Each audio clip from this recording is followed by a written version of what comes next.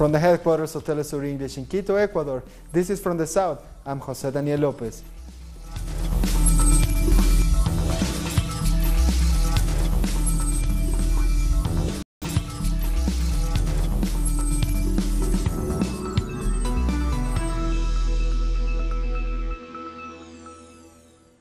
Despite attacks by both the Guatemalan and Mexican police, a second migrant caravan has now succeeded in crossing into Mexico.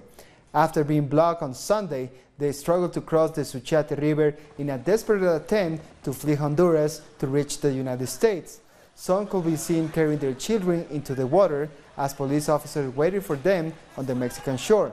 Mexico's federal police deployed a helicopter to try and stop the migrants from crossing the river. Activists have condemned this action as it raises the migrants' risk of drowning. Our correspondent Pablo Perez is by the river and sent us this update.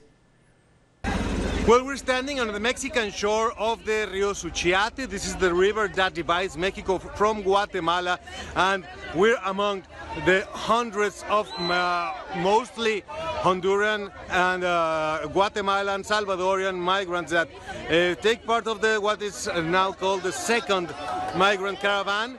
They are asylum seekers, just as the first one, and after several days of waiting and the rejection by the Mexican authorities of letting them in through the official way, through the international bridge, they choose to take the river, and they walk for this river is about 200 yards wide, and in some points it's quite deep. So we got to see families with small children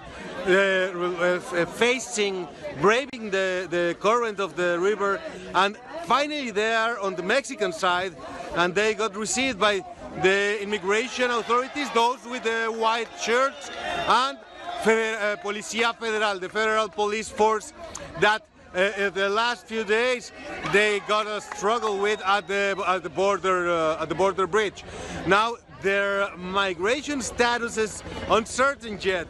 They can ask for refugee or asylum in Mexico, which is something they say they don't want to do because they want to keep on their trip up north to the United States border.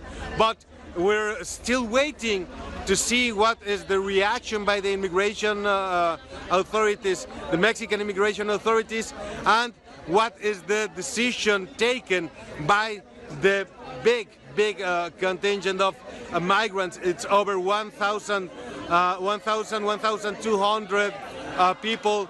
They are now chanting their national anthem, Honduran national anthem, and they say that it's like a sign for them of their victory after braving the waters of the river, the international river. We'll keep on informing, and we go back to you now.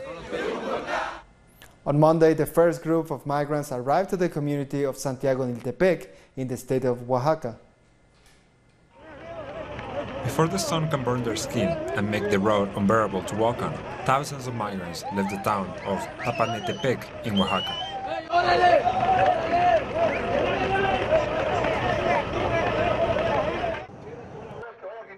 They were nervous when passing by the checkpoint monitored by the National Migration Institute, but everything went okay. The important thing for them was to find at least a little space in any vehicle to make the walk a little shorter. We wait for a ride. This is hard because sometimes they can't take us and our two little girls. Women and children are the ones who struggle the most to continue, but they show their strength and refuse to stop. I am a single mother with 4 kids. I want them to go to school, and I can't do it on my own. It's difficult to feed them and buy them clothes. We left so they can prosper and have a better life. The towns that have stopped that have provided support for all children. The little ones are aware of the effort their parents make and the reason for which they left their country. My mom had no job, and my real dad forced us out of the house with a machete. He sent gangs after us. Yaimi couldn't take care of her 4 kids anymore. She makes traditional Honduran baleadas and sells them to her caravan mates. We came to work, not to do bad things, as I say. I sell this because I need to feed my kids, and I work for it. The first group remains together. More than 5,000 Central Americans stay strong, regardless of threats made by the US president, who already announced he will send military troops to stop them. An estimated 2,000 children make up a large part of the migrant caravan. Many are reportedly dealing with various types of respiratory problems. This is due to the difficulties of the road and a lack of shelter, which has left them exposed to the inclement weather. Authorities are calling for the overall protection of these minors. Many have a fever. They're having acute bronchitis and respiratory problems. We estimate there are more or less 2,000 children who are traveling with this caravan. Some 500 are very, very young. It's not only the problem with transportation, but we're making a call to highlight the dimension of the crisis we are facing. That is why it is very important that the Mexican state determines what will be the model for attention for this population, but mainly the population of girls, boys, and teenagers who are migrating. And United States authorities have announced they plan to deploy over 5,000 armed troops to the border with Mexico. By the end of this week, we will deploy over 5,200 soldiers to the southwest border. That is just the start of this operation. We'll continue to adjust the numbers and inform you of those, but please know that's in addition to the 2,092 that are already employed from our National Guard Operation Guardian Support that's been so effective. But troops at the border city of El Paso are already preparing for the migrants' arrival. President Donald Trump has alluded to a direct confrontation between the troops and the migrants, saying on Twitter that the soldiers will be waiting for the caravan. Previously, U.S. defense officials had said the military will not have an active law enforcement role at the border.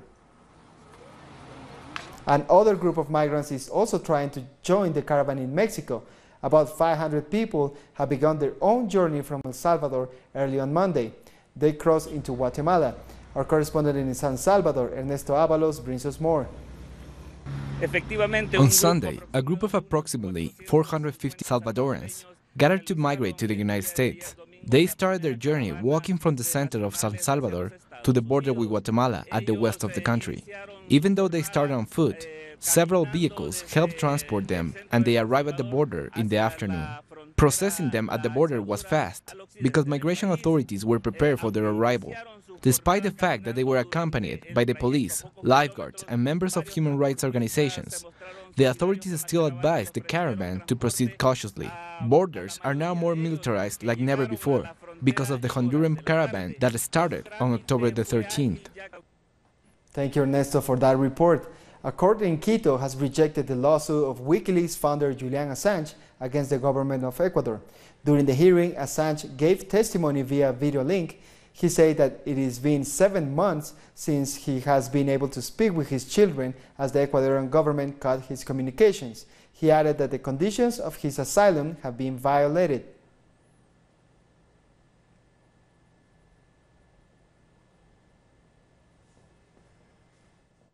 Our correspondent Denise Herrera has been following the case closely and brings us the latest news. Hello, yes, indeed, we are outside the judicial office in Quito, where the lawsuit against the Foreign Minister of Ecuador, José Valencia, has finished. The judge decided to reject this lawsuit implemented by the defense team of Julian Assange for violating his fundamental rights and freedoms in the Embassy of Ecuador in London. According to the judge, the arguments presented by the defense team of Julian Assange here in Ecuador, presented by his lawyer Carlos Poveda, are not relevant. During the intervention of Julian Assange, he said his life is at risk, and also his work group has received death threats. Also, he said during the visit of the U.S. Vice President Mike Pence, he has talked with President Lenin Moreno about his situation, and he also have asked to President Lenin Moreno to end with this asylum. And he also said that President Lenin Moreno has talked with the UK and is seeking to end also with his asylum. And he said that this protocol implemented by the Ecuadorian authorities are part of a strategy to end with his asylum.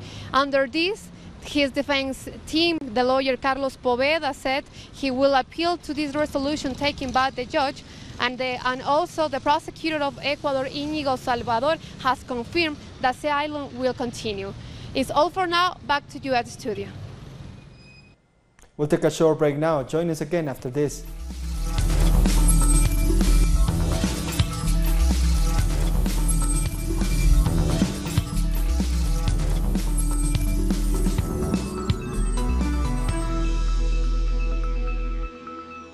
Welcome back.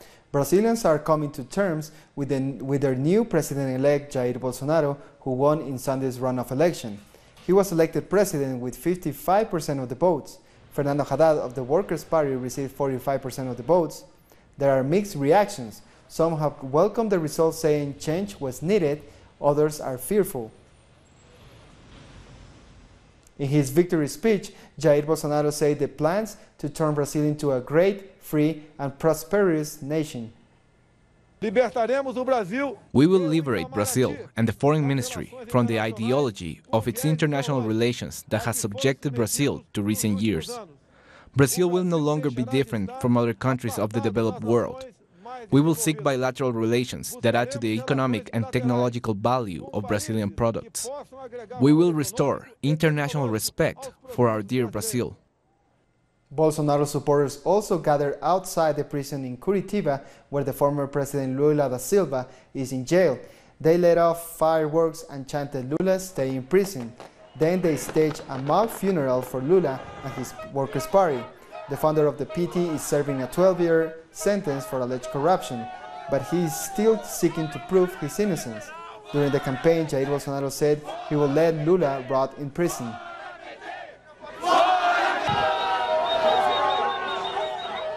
We're being joined live by Sarah De Houri, an activist of the World March of Women. Hello, Sarah. Thank you so much for joining us. Hello. Thank you very much for the invitation. First of all, we want to know, how did the women's movement react to the final results? How was it for you personally? I must say it was very challenging day yesterday. During the whole elections, women's movement have been very active on speaking up and raising awareness on the big risk that Bolsonaro represents to Brazil. The 29th of September, there were massive demonstrations throughout the country, but also in other countries, led by women's movements, raising the fact that he has openly expressed his sexism, his racism, and his phobia to the LGBT community. But more than that, his economic and social agenda doesn't present any great solution for women's challenge, but on the opposite sense, it points to a worsening of the inequality between men and women and the worsening of the socio-economic conditions in Brazil, with radical austerity economic policy that has already been announced. Can you tell us what role the women's movement played during this election? I think it was very recognized by the society as a whole, the fact that women were the first one to come publicly in a more organized way, raising awareness on the risks that he represented.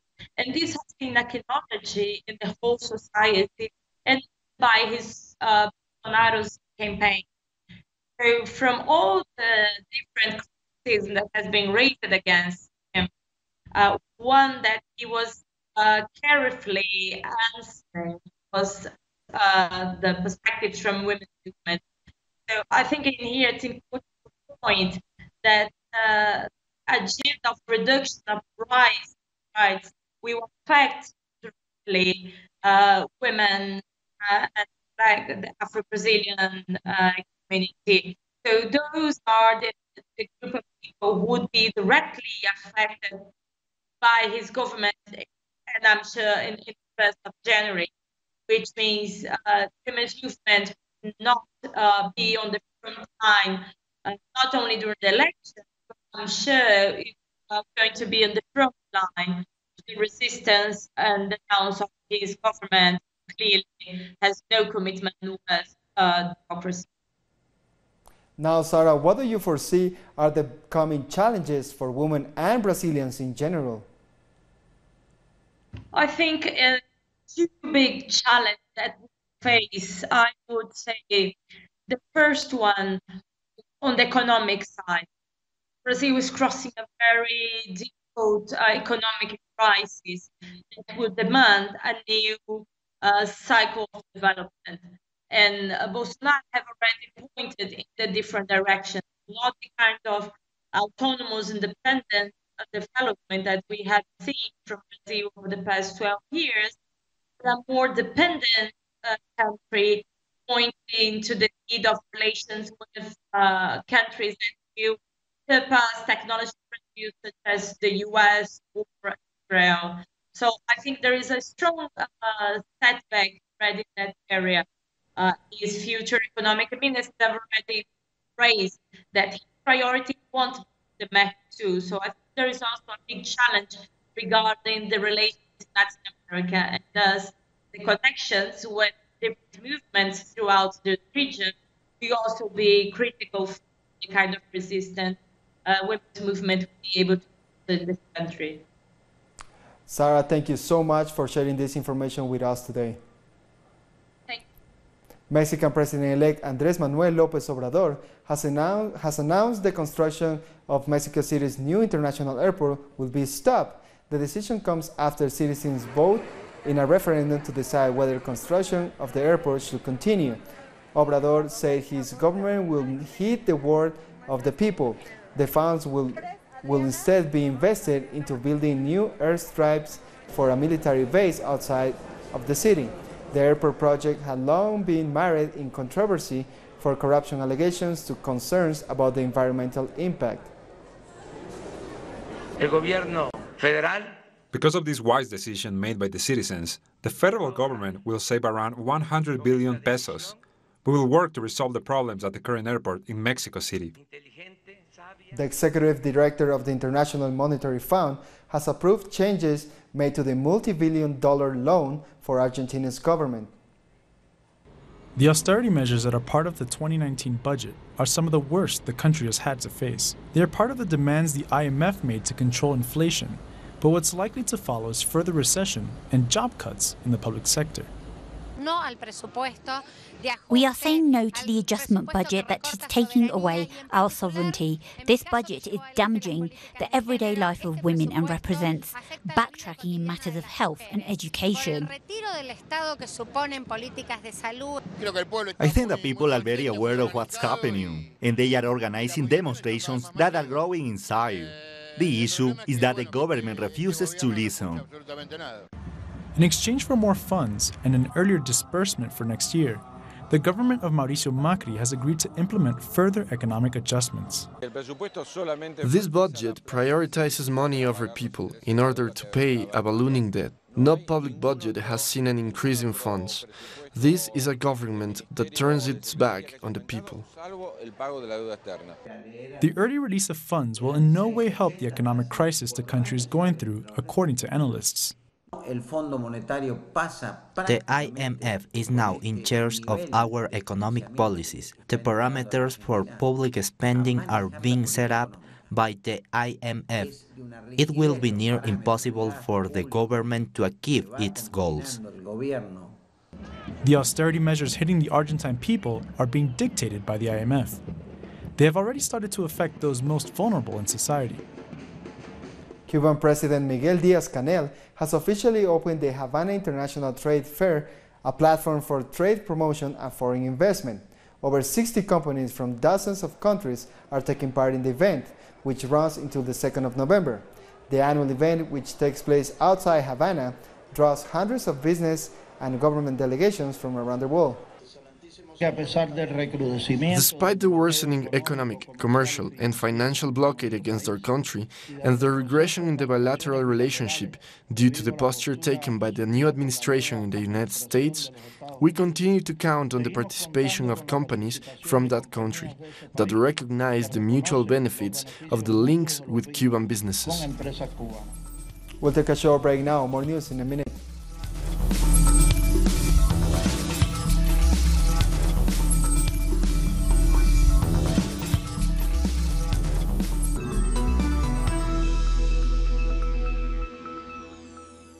Welcome back.